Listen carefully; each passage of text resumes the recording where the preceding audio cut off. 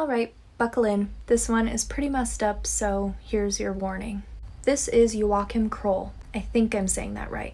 Kroll was born in Germany in 1933. His father was a soldier in the German army and was taken as a prisoner of war by the Russian army and is believed to have died during the war. So Kroll was raised by his mother along with his 7 siblings. From a young age, he would wet the bed and was cruel to animals, which are both behaviors that can point to violent tendencies later in life.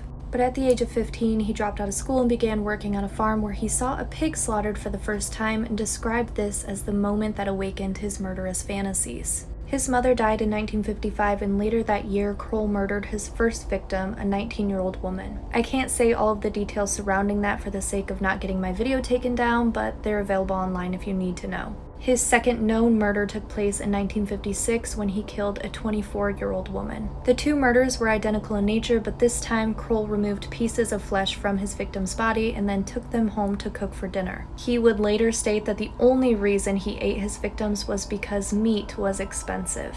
Kroll still roamed free after this, and a local man was wrongfully arrested for the second murder but hanged himself while awaiting trial. He killed mostly women and girls, but he did kill one man in 1965 where Kroll caught the couple engaging in activities inside of their car. He then got the idea to lure the man outside of the car by waving his arms for help. After killing the man and attempting to attack the woman, she was able to speed off in the car, and although she got a good look at him, her description still didn't turn up any leads.